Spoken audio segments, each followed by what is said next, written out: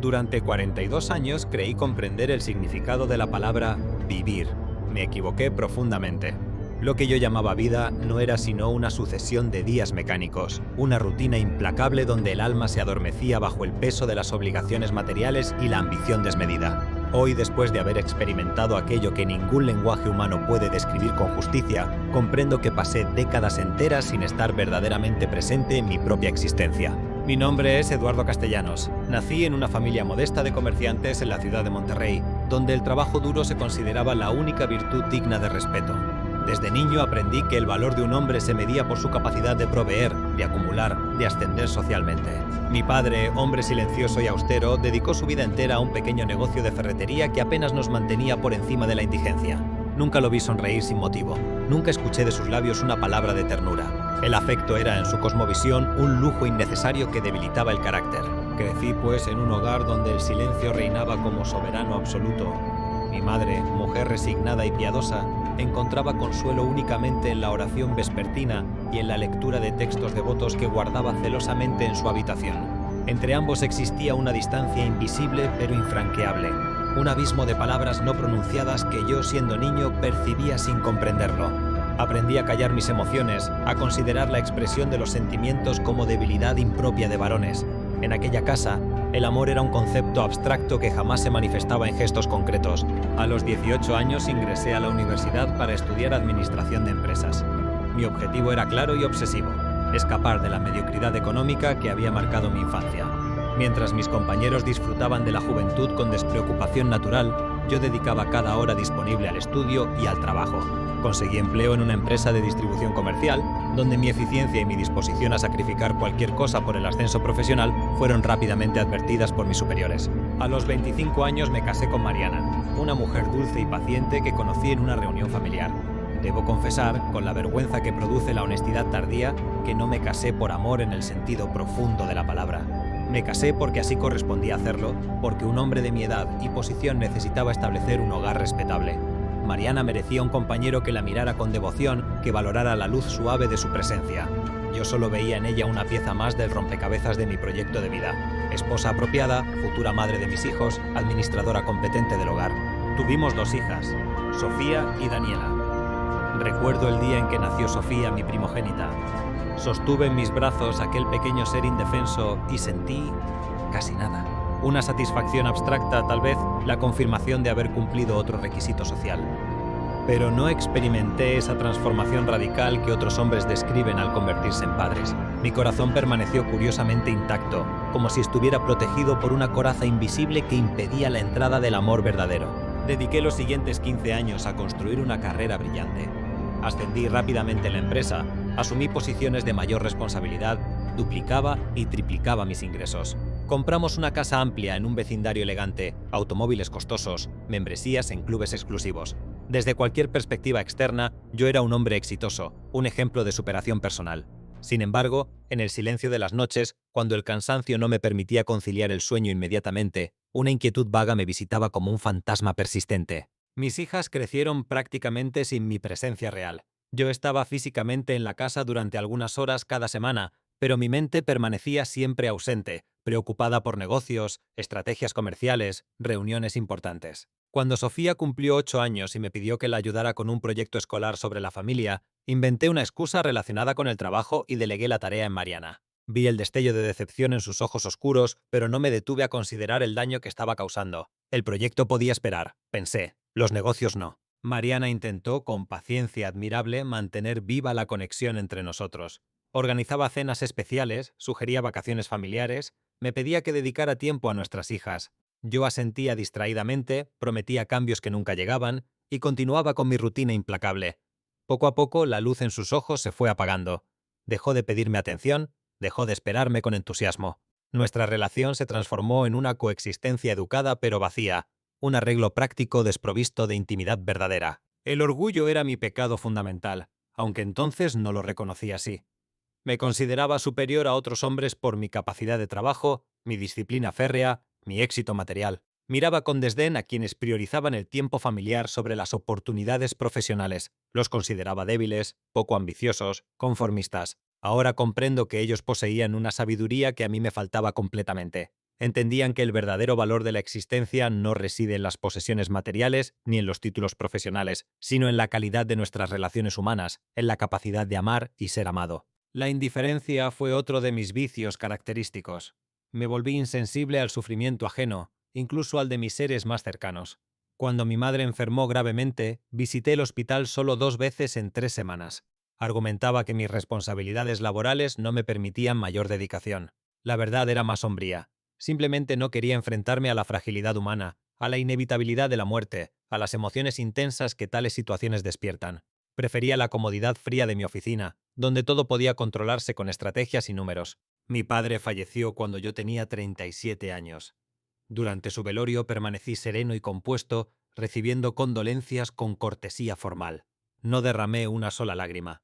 Algunos familiares comentaron mi fortaleza ante la pérdida. En realidad yo no sentía prácticamente nada. Había construido dentro de mí un espacio vacío donde las emociones no podían penetrar. Era como si mi corazón estuviera recubierto por una capa de hielo que no se derretía nunca. Con el paso del tiempo, esta frialdad emocional se extendió a todas las áreas de mi vida. En el trabajo me volví conocido por mi dureza, por mi incapacidad de mostrar compasión hacia los empleados que cometían errores o atravesaban dificultades personales. Para mí, la empresa era una máquina que debía funcionar con eficiencia máxima, y las personas eran simplemente componentes reemplazables de ese mecanismo. Despedí a varios trabajadores sin considerar sus circunstancias familiares, rechacé solicitudes de ayuda con argumentos puramente económicos, ignoré las súplicas de quienes necesitaban comprensión. Recuerdo particularmente a un empleado llamado Roberto, hombre mayor que llevaba 25 años en la empresa. Su esposa fue diagnosticada con una enfermedad grave que requería tratamiento costoso. Roberto me solicitó un adelanto de salario y la posibilidad de trabajar horas extras para cubrir los gastos médicos. Yo rechacé su petición alegando que abrir ese precedente podría generar demandas similares de otros empleados. Le sugerí con frialdad calculada que buscara opciones de crédito bancario. Nunca olvidaré la expresión de su rostro, una mezcla de incredulidad, dolor y resignación. Salió de mi oficina con los hombros caídos, derrotado. 3 meses después renunció. Nunca supe qué ocurrió con su esposa.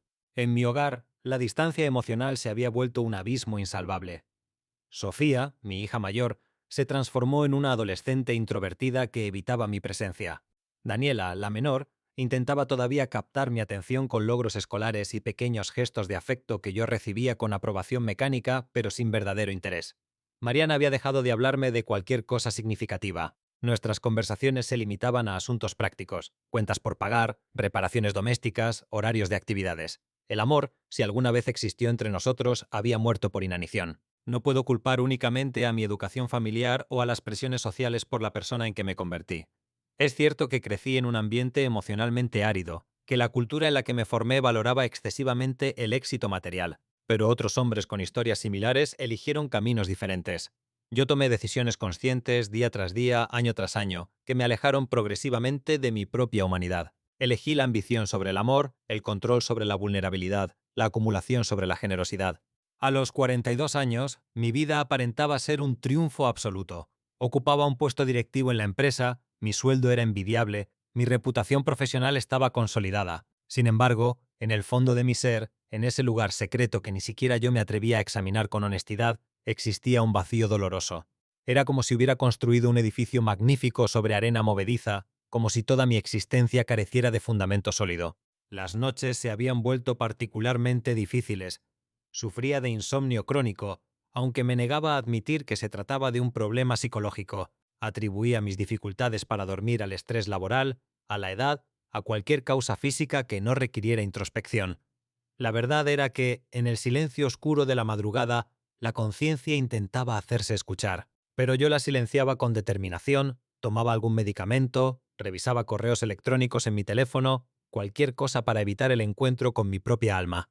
El día antes del evento que cambiaría mi vida para siempre, tuve una discusión particularmente áspera con Sofía.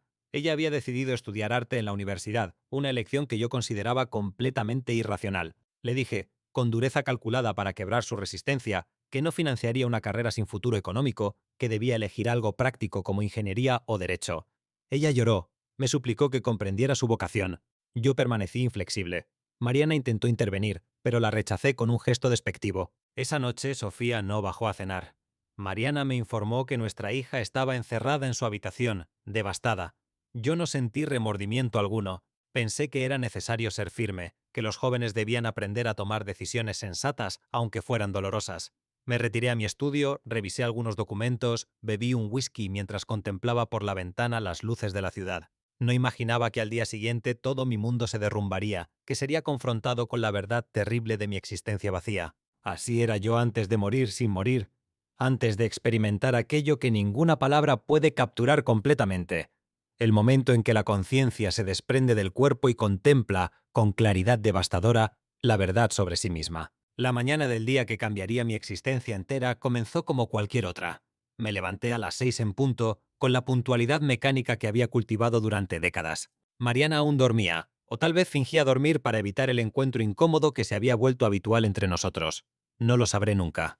Me duché con rapidez, me afeité observando mi rostro en el espejo sin reconocer realmente al hombre que me devolvía la mirada. Ojeras pronunciadas, líneas de tensión alrededor de la boca, una expresión endurecida que había olvidado cómo suavizarse. Desayuné solo en la cocina, café negro y pan tostado, mientras revisaba los mensajes acumulados en mi teléfono. Había 3 correos urgentes de la oficina, 2 relacionados con una negociación compleja que se cerraría esa misma semana. Mi mente ya estaba completamente absorta en estrategias comerciales, cálculos de rentabilidad, argumentos para la reunión que tendría por la tarde. El mundo inmediato, la casa silenciosa, el aroma del café, la luz suave del amanecer entrando por la ventana, existía apenas como telón de fondo borroso de mi actividad mental febril. Salí de casa a las 7:15 sin despedirme de nadie. Sofía y Daniela todavía dormían. Mariana probablemente estaría despierta, pero no la busqué para decirle adiós. Esos gestos pequeños de conexión humana me parecían innecesarios, pérdidas de tiempo que podían eliminarse en beneficio de la eficiencia. Conduje hacia mi oficina por la ruta habitual, navegando el tráfico matutino con la impaciencia de quien considera que el mundo se mueve demasiado lento para sus propósitos urgentes. La jornada transcurrió en un torbellino de reuniones, llamadas telefónicas, decisiones rápidas que debían tomarse sin vacilación. A mediodía apenas comí un sándwich en mi escritorio, sin detener el flujo de trabajo. Uno de mis subordinados entró para consultarme sobre un problema con un proveedor. Lo despedí con brusquedad, irritado por la interrupción. Él salió con expresión dolida, pero no me importó. Yo estaba concentrado en objetivos mayores, en metas que justificaban cualquier sacrificio, cualquier descortesía. A las 3 de la tarde tenía programada la reunión crucial con los representantes de una empresa internacional que buscaba establecer una alianza comercial. Esta negociación podría significar una expansión significativa de nuestras operaciones, un logro que consolidaría definitivamente mi posición en la compañía. Había preparado cada detalle con meticulosidad obsesiva durante semanas. No podía fallar. Sin embargo, desde aproximadamente las 2 de la tarde comencé a experimentar una sensación extraña en el pecho. No era exactamente dolor, sino más bien una presión incómoda, una opresión sutil que atribuí de inmediato al estrés y a la falta de sueño. Ignoré la advertencia de mi cuerpo con la misma determinación con que había ignorado tantas otras señales durante años. Tomé un antiácido pensando que se trataba de indigestión, bebí más café para mantenerme alerta y continué trabajando. Cuando los visitantes llegaron, los recibí con la sonrisa profesional que había perfeccionado. Cortés, segura, calculada para transmitir competencia absoluta. Nos instalamos en la sala de juntas, una habitación amplia con ventanales que ofrecían vista panorámica de la ciudad. Yo presidía la mesa, rodeado de mis colaboradores y de los ejecutivos extranjeros. Comencé la presentación con voz firme, desplegando los gráficos y las proyecciones financieras que había preparado. La presión en mi pecho se intensificó. Comenzó a extenderse hacia mi brazo izquierdo, una sensación de pesadez que me obligó a apoyarme discretamente sobre la mesa. Mi respiración se volvió ligeramente irregular. Uno de mis colegas me miró con expresión interrogante, pero yo negué con un gesto mínimo, indicándole que todo estaba bien. No podía permitir que nada interrumpiera esta reunión crucial, no después de tanto esfuerzo. Continué hablando, pero las palabras comenzaron a costarme un esfuerzo inusual. Sentía como si el aire se hubiera vuelto más denso, más difícil de inhalar. Las caras alrededor de la mesa empezaron a parecer ligeramente borrosas, como si una neblina invisible se interpusiera entre ellos y yo. La voz de uno de los visitantes me llegaba desde una distancia extraña, amortiguada, como si hablara desde el fondo de un túnel. ¿Se encuentra bien, señor Castellanos?, preguntó alguien. No estoy seguro de quién. Intenté responder que sí, que solo necesitaba un momento, pero mi voz sonó débil y lejana, incluso a mis propios oídos. El dolor en mi pecho se había transformado en algo agudo y devastador, una garra invisible que comprimía mi corazón con fuerza insoportable. Me puse de pie con dificultad, sosteniendo el borde de la mesa. Quería decir algo tranquilizador, disculparme por la interrupción, sugerir un breve receso, pero las palabras se negaban a formarse. El mundo comenzó a girar lentamente, como si la habitación misma hubiera comenzado a rotar sobre un eje invisible. Escuché voces alarmadas, sillas que se movían bruscamente, pasos apresurados acercándose. Entonces, sin transición perceptible, me encontré observando la escena desde un ángulo imposible. Estaba flotando cerca del techo de la sala de juntas, mirando hacia abajo con una claridad extraña y absoluta. Allí, desplomado sobre la mesa con el rostro contraído por el dolor, yacía un hombre de mediana edad vestido con traje oscuro. Varias personas se agolpaban alrededor de él intentando ayudarlo. Una mujer hablaba urgentemente por teléfono, solicitando una ambulancia. Dos hombres habían aflojado la corbata del caído y trataban de acomodarlo en el suelo con cuidado. Observé la escena con un extraño desapego, como si fuera un espectador en una obra de teatro. Todo me parecía curiosamente lejano, desprovisto de urgencia. Solo después de varios segundos, aunque el tiempo había adquirido una cualidad fluida e imprecisa, comprendí con un sobresalto de conciencia que aquel hombre tendido en el suelo era yo mismo. La revelación fue desconcertante más que aterradora. ¿Cómo era posible que yo estuviera simultáneamente allí abajo, inmóvil y vulnerable, y aquí arriba, observando con perfecta lucidez? Mi primer impulso fue racional. Esto debía ser una alucinación, un efecto del ataque cardíaco sobre mi cerebro privado de oxígeno. Sin embargo, la percepción era demasiado nítida, demasiado coherente para ser un simple delirio. Desde mi posición elevada podía ver detalles imposibles. Observaba el pequeño rasguño en el zapato derecho de uno de los ejecutivos, la mancha de café en el borde del cuaderno de mi secretaria, el reflejo de las luces en los ventanales. Más extraordinario aún, podía percibir las emociones de las personas presentes con una intensidad que nunca había experimentado. Sentía el pánico genuino de mi asistente, el miedo profesional del gerente que pensaba en las consecuencias legales, la compasión auténtica de uno de los visitantes extranjeros que sostenía mi mano inerte. Intenté hablarles, decirles que estaba bien, que me encontraba consciente allí arriba. Pero no tenía voz, no tenía cuerpo en el sentido tangible, era pura conciencia, un punto de percepción sin sustancia material. El descubrimiento debería haberme aterrorizado. En cambio, experimentaba una extraña sensación de liberación, como si me hubiera despojado de un peso insoportable que había cargado durante toda mi vida. Los paramédicos llegaron con rapidez profesional. Los vi entrar corriendo a la sala de juntas cargando su equipo de emergencia. Se arrodillaron junto a mi cuerpo. Uno de ellos verificaba mi pulso mientras otro preparaba el desfibrilador. Escuché sus voces con perfecta claridad, aunque sus palabras llegaban a mi conciencia de una manera extraña, simultáneamente como sonidos audibles y como pensamientos directos. No hay pulso, dijo uno de ellos. Preparar para descarga eléctrica. Observé cómo colocaban los electrodos sobre mi pecho descubierto. Vi el momento exacto en que aplicaron la descarga.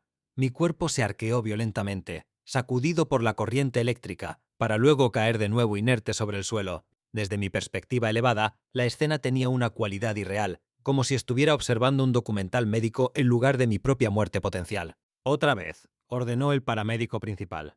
Aumentar voltaje. Segunda descarga. Mi cuerpo se convulsionó nuevamente. Los presentes observaban con expresiones de horror y fascinación. Mi secretaria lloraba en silencio, cubriéndose la boca con ambas manos. Uno de los ejecutivos extranjeros había salido de la sala, incapaz de soportar la escena. Durante estos momentos, mi percepción comenzó a cambiar de maneras que desafían la descripción coherente. La sala de juntas permanecía visible, pero simultáneamente empecé a percibir algo más, una dimensión adicional que existía superpuesta sobre el mundo material. Era como si dos realidades coexistieran en el mismo espacio. La física, con sus cuerpos sólidos y sus objetos tangibles, y otra menos definida, hecha de luz tenue y presencia sin forma. Advertí que no estaba solo en esta condición de conciencia desprendida. Había otras presencias cerca de mí, entidades que no podía ver claramente, pero cuya existencia sentía con certeza absoluta. No eran amenazantes. Por el contrario, emanaban una sensación de calma, de observación paciente. Parecían estar esperando algo, aunque yo no comprendía qué. Mi atención regresó a la escena debajo. Los paramédicos continuaban con sus esfuerzos de reanimación. Había transcurrido tal vez 3 o 4 minutos desde mi colapso.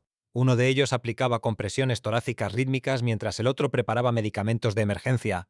Sus rostros mostraban concentración profesional mezclada con una preocupación creciente. Seguimos sin respuesta, dijo uno. Administrar epinefrina. Vi la jeringa penetrar en mi brazo inerte. Observé cómo inyectaban el medicamento directamente en mi torrente sanguíneo. Esperaron. Verificaron nuevamente. Mi cuerpo permanecía inmóvil, sin mostrar señales de recuperación. En ese momento experimenté algo completamente inesperado.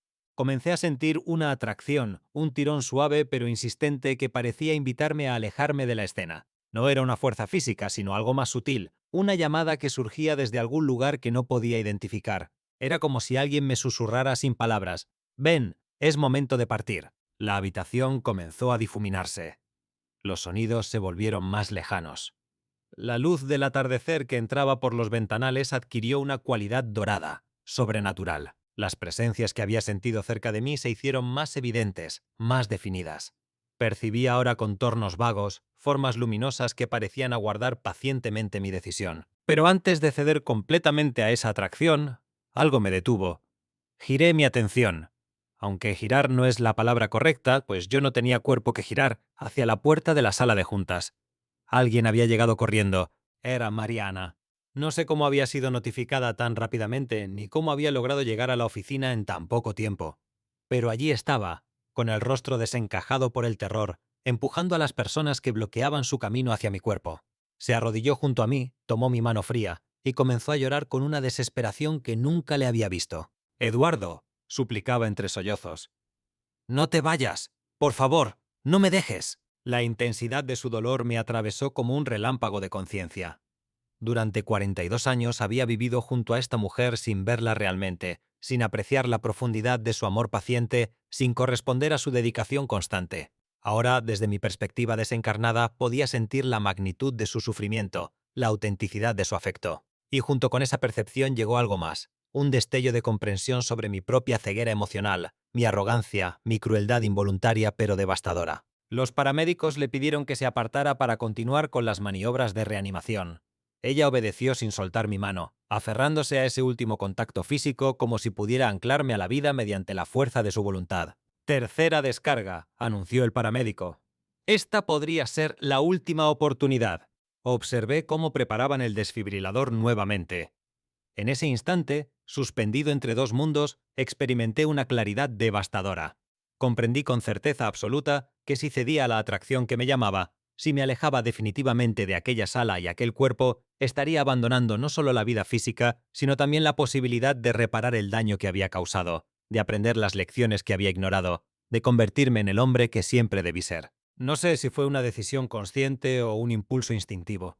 Tal vez fue la súplica silenciosa de Mariana, o quizás la presencia de algo mayor que yo, una inteligencia incomprensible que determinó que mi tiempo no había terminado. Solo sé que en el momento preciso en que aplicaron la tercera descarga eléctrica, sentí un tirón violento en dirección opuesta, una fuerza que me arrastraba de regreso hacia aquel cuerpo inerte tendido sobre el suelo frío. La transición fue instantánea y brutal. Un segundo estaba flotando en el techo, observando con claridad perfecta. Al siguiente, me encontraba de vuelta dentro de mi cuerpo, aplastado por un peso insoportable, ahogándome en oscuridad y dolor. Pero antes de sumergirme completamente en esa oscuridad, antes de perder la conciencia de aquella otra realidad, percibí algo más. Una última imagen, un mensaje sin palabras que resonó en lo más profundo de mi ser. No has terminado. Hay algo que debes aprender. Hay algo que debes hacer. Entonces todo se volvió negro. Y luego, con una brusquedad que no dejaba espacio para la preparación, me encontré de vuelta. El regreso al cuerpo fue como ser arrojado violentamente desde un espacio infinito a una prisión diminuta. La transición no fue gradual ni suave, fue instantánea y brutalmente dolorosa. Un momento estaba suspendido en aquella luminosidad donde todo era comprensión y claridad. Al siguiente, me encontraba aplastado por el peso insoportable de la carne, ahogándome en la oscuridad densa de la materia. Lo primero que experimenté fue dolor, no un dolor localizado en alguna parte específica del cuerpo, sino un sufrimiento total que parecía emanar de cada célula simultáneamente. Era como si mi conciencia expandida estuviera siendo comprimida por una fuerza monstruosa, obligada a caber nuevamente en los límites estrechos de un organismo físico. Cada nervio gritaba su protesta, cada músculo se contraía en resistencia involuntaria. Intenté respirar y descubrí que había olvidado cómo hacerlo. Los pulmones no respondían a mi voluntad. El diafragma permanecía paralizado, negándose a ejecutar el movimiento automático que durante 42 años había realizado sin que yo tuviera que pensarlo. Entré en pánico, una sensación de asfixia desesperada que eclipsaba cualquier otra percepción. Iba a morir aquí, ahora, después de haber regresado. La ironía era cruel pero posible. Entonces, Algo dentro de mí, un recuerdo de la presencia que había encontrado en aquel otro lugar, o quizás simplemente un instinto de supervivencia más profundo que el pánico, me susurró que dejara de luchar, que me rindiera, que confiara. Dejé de intentar forzar la respiración y simplemente esperé, suspendido en ese espacio terrible entre la vida y la muerte. Y entonces, como si alguien hubiera activado un interruptor, mis pulmones se expandieron por sí solos. El aire entró en una inhalación profunda, áspera, dolorosa. Fue el sonido más hermoso que había escuchado jamás. Exhalé con un gemido que era simultáneamente alivio y agonía. Inhalé nuevamente. El ritmo se estableció, errático al principio, pero gradualmente estabilizándose. Escuché voces a mi alrededor, distorsionadas como si llegaran desde debajo del agua. No podía distinguir las palabras, solo tonos de urgencia, sorpresa, alivio. Intenté abrir los ojos, pero los párpados pesaban como plomo. La luz que se filtraba a través de ellos era insoportablemente brillante, dolorosa como agujas clavándose en mi cerebro. «Está respondiendo», dijo alguien. La voz era masculina, profesional, controlada. «Tenemos pulso. Respiración espontánea. Señor Castellanos, ¿puede oírme?» Quise responder, pero mi lengua era un objeto extraño e inmanejable en mi boca. Logré producir un sonido gutural, indefinido, que ni siquiera yo reconocí como humano. «Está consciente», dijo otra voz. «Preparar para trasladarlo. Necesitamos llevarlo al hospital inmediatamente». Sentí manos tocándome, moviéndome con cuidado profesional. Cada contacto era simultáneamente reconfortante y doloroso. Mi cuerpo entero parecía hecho de contusiones, cada centímetro de piel hipersensible. Me levantaron, cuántas personas, no lo sé, y me colocaron sobre una superficie dura y móvil. Una camilla, supuse. Finalmente logré abrir los ojos, apenas una rendija. La luz me cegó momentáneamente. Cuando mis pupilas se ajustaron, vi rostros inclinados sobre mí. Paramédicos, colegas de trabajo, desconocidos curiosos. Todos mirándome con expresiones que iban desde el alivio profesional hasta la fascinación morbosa. Y entonces vi a Mariana. Estaba arrodillada junto a la camilla, sosteniendo mi mano con ambas suyas, el rostro surcado por lágrimas que continuaban fluyendo, sin que ella hiciera intento alguno de detenerlas. Sus ojos, enrojecidos e hinchados, me miraban con una mezcla de alivio, terror y algo más que no podía nombrar. Amor, tal vez. Un amor que yo no había merecido nunca, pero que ella había mantenido vivo a pesar de mi indiferencia constante. Intenté hablar, decirle algo, cualquier cosa. Mi voz salió como un susurro ronco, apenas audible. «Mariana». Ella se inclinó más cerca, acercando su oído a mis labios. «Estoy aquí», dijo. «Estoy aquí, Eduardo. Todo va a estar bien». Quise decirle que lo sentía, que había visto todo, comprendido todo, que la había amado mal o no la había amado en absoluto, y que esto era imperdonable, pero que rogaba por su perdón de todos modos. Quise decirle que había desperdiciado décadas que podríamos haber compartido, que había sido un cobarde emocional, que ella merecía muchísimo más de lo que yo le había dado. Pero no logré articular nada de esto. Solo pude repetir su nombre una vez más antes de que la oscuridad me reclamara nuevamente. Esta vez no la oscuridad de aquel otro lugar, sino simplemente la inconsciencia del agotamiento físico extremo. Payin. Desperté en una habitación de hospital. La luz era tenue, filtrada por cortinas de color verde pálido. El sonido regular de un monitor cardíaco marcaba el ritmo de mi pulso, tranquilizador en su monotonía. Había tubos conectados a mis brazos, un oxímetro en mi dedo, cables que desaparecían bajo mi bata médica. El olor característico del hospital, desinfectante, medicamentos, enfermedad contenida, llenaba el aire. Giré lentamente la cabeza, temeroso de que el movimiento desencadenara oleadas de dolor. Sorprendentemente, el dolor había disminuido a un malestar sordo, manejable. En una silla, junto a la cama, Mariana dormía en una posición incómoda, la cabeza apoyada contra la pared, una manta delgada sobre sus hombros. Incluso dormida, su rostro mostraba las huellas del estrés, líneas de preocupación alrededor de los ojos, labios apretados como si estuviera conteniendo lágrimas incluso en sueños. ¿Cuánto tiempo había pasado? No tenía idea. La luz que entraba por la ventana sugería tarde o temprano amanecer. El reloj en la pared marcaba las 6:43, aunque no sabía si era de la mañana o de la tarde, ni siquiera qué día era. Observé a Mariana dormir y sentí una emoción que no había experimentado en décadas. Ternura genuina, no contaminada por obligación o conveniencia. Vi en ella no a la esposa que había tomado como parte de un proyecto de vida, sino a un ser humano completo, complejo, con su propia historia de dolores y esperanzas. Vi a la mujer que había esperado pacientemente durante años que yo me volviera capaz de amarla y que finalmente había aceptado que tal vez eso nunca ocurriría. Y comprendí con la claridad que había traído de aquel otro lugar que ella era infinitamente valiosa, que cada momento pasado en su compañía era un regalo que yo había rechazado sistemáticamente, que el tiempo perdido era irrecuperable, pero que quizás, si los dioses o el universo o lo que fuera que gobernaba estas cosas me concedía un poco más de tiempo, podría comenzar a hacer las cosas bien. Moví ligeramente mi mano, la que estaba más cerca de ella. El movimiento fue suficiente para despertarla. Sus ojos se abrieron inmediatamente, pasando de la confusión del sueño interrumpido a la alerta total en cuestión de segundos. Se inclinó hacia adelante, buscando mi rostro. Eduardo, dijo. Su voz era ronca de cansancio. ¿Cómo te sientes? Vivo, logré decir. Mi voz sonaba extraña a mis propios oídos, débil pero funcional. Estoy vivo. Ella dejó escapar un sollozo que era mitad risa, mitad llanto. Pensé que te perdía. Los médicos dijeron que estuviste muerto durante casi 5 minutos. Tu corazón se detuvo completamente. 5 minutos. Era posible que toda aquella experiencia, la observación desde arriba, el viaje al otro lugar, la revisión exhaustiva de mi vida, el encuentro con aquella presencia incomprensible, hubiera ocurrido en solo 5 minutos de tiempo terrestre? Era simultáneamente absurdo y perfectamente lógico. El tiempo allá funcionaba de manera diferente, o quizás no funcionaba en absoluto. Mariana, dije, reuniendo fuerzas para las palabras que necesitaba pronunciar. Vi cosas. Mientras estaba afuera, comprendí cosas.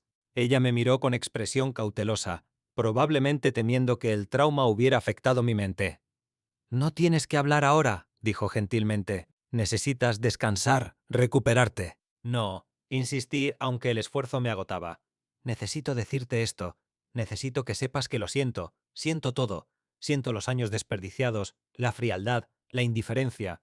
Siento no haberte amado como merecías ser amada. Las lágrimas comenzaron a correr nuevamente por su rostro. Eduardo, déjame terminar, dije. Por favor, vi lo que te hice sentir. Vi cada momento en que esperaste mi atención y yo te la negué.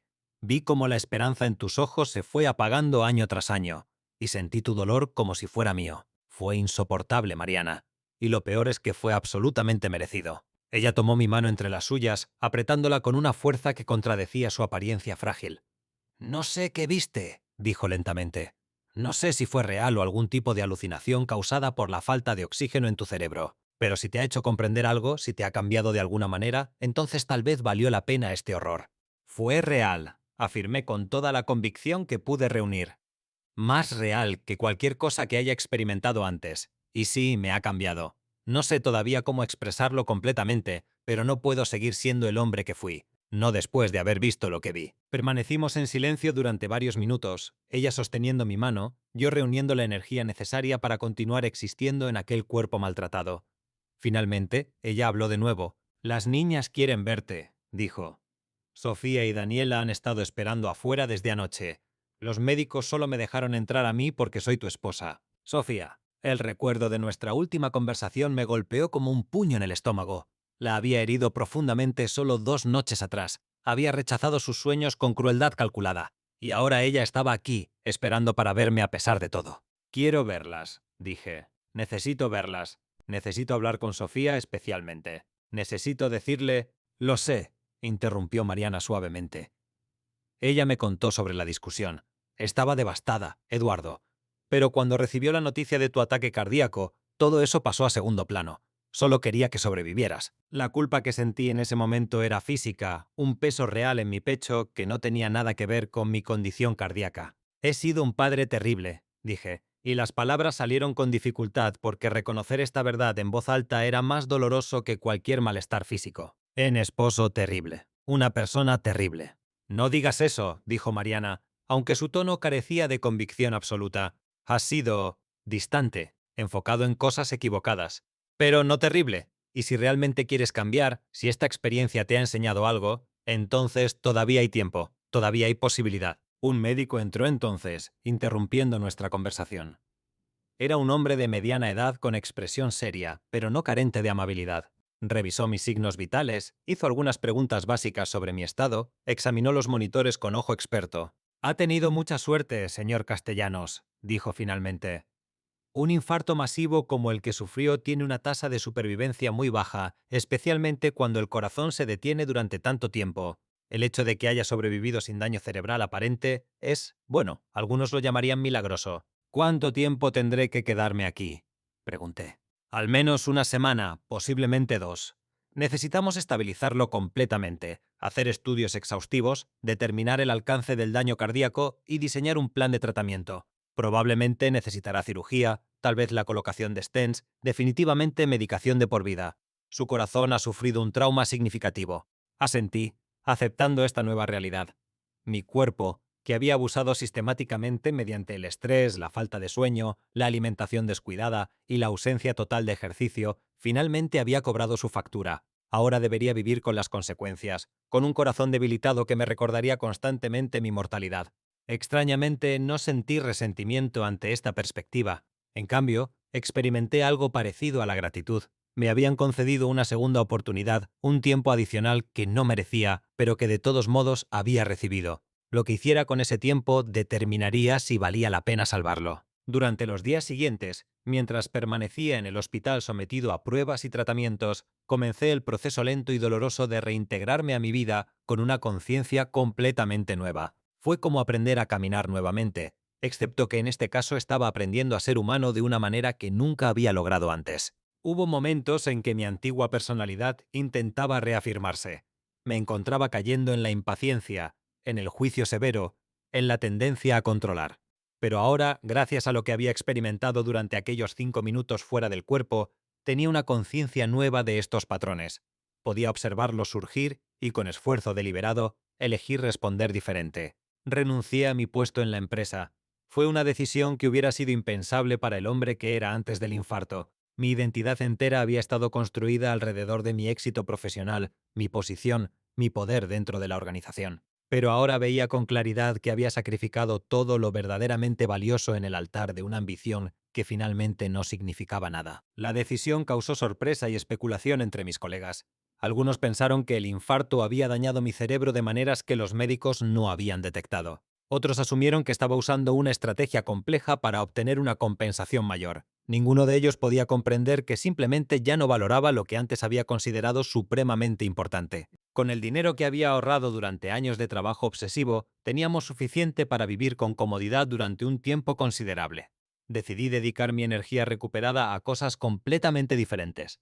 A mi familia, a la reparación de relaciones dañadas, al aprendizaje de cómo ser un ser humano completo. Comencé a asistir a terapia, algo que el Eduardo anterior habría rechazado como debilidad innecesaria.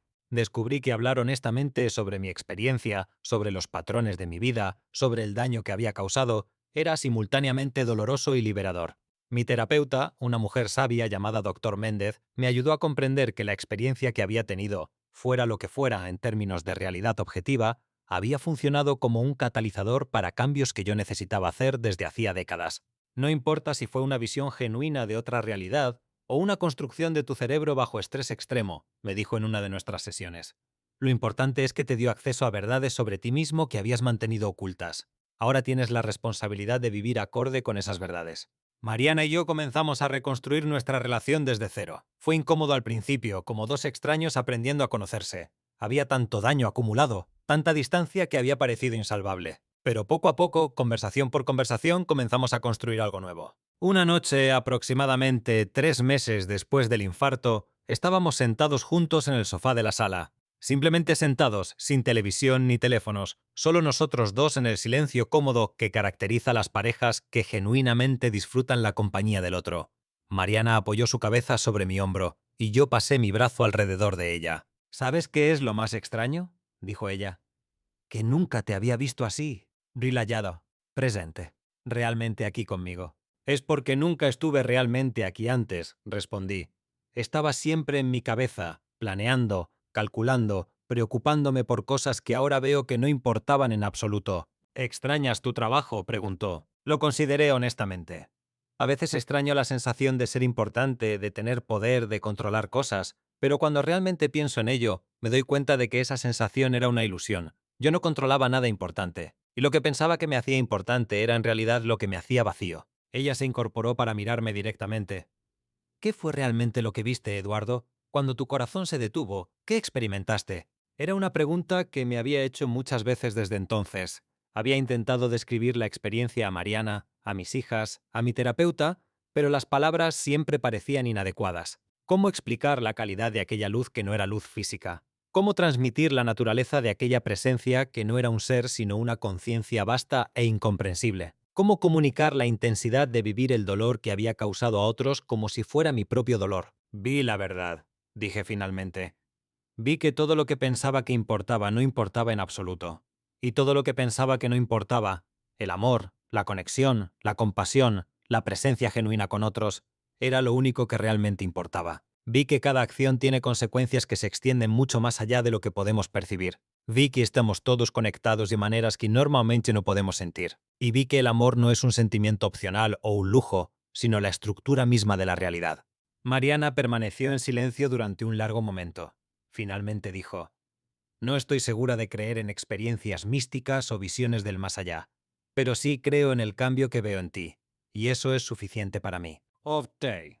Hoy, 2 años después de aquel día en que mi corazón se detuvo durante 5 minutos, mi vida es irreconocible comparada con lo que era. Vivo con las limitaciones de un corazón debilitado, con la necesidad de medicación diaria, con la conciencia constante de mi propia mortalidad. Pero extrañamente, estas limitaciones se han convertido en regalos. Cada día que despierto es un recordatorio de que mi tiempo es limitado, de que no hay días que desperdiciar en pursuits vacíos o relaciones descuidadas. La conciencia de la muerte, en lugar de provocar temor, me ha enseñado a valorar la vida. Mi relación con Sofía se ha transformado completamente. Ella está estudiando arte en una universidad excelente, y yo he asistido a cada una de sus exhibiciones estudiantiles. No finjo entender completamente su trabajo. El arte contemporáneo sigue siendo un misterio para mí en muchos aspectos, pero lo que sí entiendo es la luz en sus ojos cuando habla sobre sus creaciones, la pasión que anima todo su ser cuando está trabajando en algo que ama. Daniela, mi hija menor, se abrió de maneras que nunca anticipé una vez que comenzó a confiar en que mi cambio era genuino y duradero. Descubrí que tiene un sentido del humor afilado que nunca había notado, una inteligencia emocional que supera con creces la mía, sueños y miedos que nunca se había atrevido a compartir conmigo antes. Con Mariana hemos construido algo nuevo sobre las ruinas de nuestro matrimonio anterior. No es perfecto, ninguna relación humana lo es, pero es auténtico. Hemos aprendido a hablar honestamente, a expresar necesidades, a ser vulnerables el uno con el otro de maneras que antes me habrían parecido imposibles o innecesarias. He buscado a algunas de las personas que lastimé durante mi carrera profesional. No a todas, algunas no quisieron verme, y respeto esa decisión, pero a las que pude, les ofrecí disculpas sinceras sin expectativa de perdón. Encontré a Roberto, el empleado cuya solicitud de ayuda había rechazado tan cruelmente. Su esposa había sobrevivido, pero él había perdido su casa tratando de pagar los tratamientos médicos. Le ofrecí ayuda financiera, no como caridad, sino como restitución por el daño que le había causado. Al principio la rechazó, pero eventualmente aceptó lo suficiente para estabilizar su situación. ¿Fue real lo que experimenté durante aquellos 5 minutos? ¿Fue una visión genuina de otra dimensión de la realidad o simplemente una alucinación compleja producida por un cerebro privado de oxígeno? Honestamente, ya no estoy seguro de que esa pregunta importe. Lo que sí sé con certeza es esto. Durante toda mi vida anterior estuve dormido. Caminaba, hablaba, trabajaba, pero nunca estuve realmente despierto, nunca realmente presente. Y entonces algo, llámalo Dios, llámalo el universo, llámalo el funcionamiento extraordinario de mi propia conciencia bajo estrés extremo, me despertó de la manera más dramática posible. Me mostró quién había sido y quién podría llegar a ser. Me mostró el daño que había causado y me dio la oportunidad de repararlo. Me enseñó que amar no es una debilidad, sino la mayor fortaleza. Que la vulnerabilidad no es algo que evitar, sino algo que abrazar. Que la presencia genuina con otro ser humano es el acto más sagrado que podemos realizar. Comparto esta historia no para convencer a nadie de la realidad de las experiencias cercanas a la muerte, ni para promover ninguna creencia particular sobre la vida después de la muerte. La comparto porque creo que la lección que aprendí, que tuve que morir temporalmente para aprender, es una que todos necesitamos aprender antes de que sea demasiado tarde. Miren a las personas que aman, véanlas realmente, no como proyecciones de sus propias necesidades o expectativas, sino como seres completos con sus propias historias y dolores y esperanzas. Digan las palabras que han estado posponiendo. Ofrezcan el perdón que han estado reteniendo. Pidan el perdón que necesitan pedir. Porque el tiempo es más corto de lo que imaginamos. Y cuando llegue el momento, como llegará para todos nosotros, de dejar este cuerpo y enfrentar la verdad sobre cómo hemos vivido, descubrirán que solo una pregunta importa realmente. ¿Amaste? ¿Amaste con todo tu ser imperfecto, con toda tu humanidad quebrada, con toda la valentía que pudiste reunir? Yo desperdicié 42 años respondiendo esa pregunta con un no rotundo, pero me dieron una segunda oportunidad que no merecía. Y ahora, con cada día que se me concede, intento responder esa pregunta diferente. Intento responder: sí,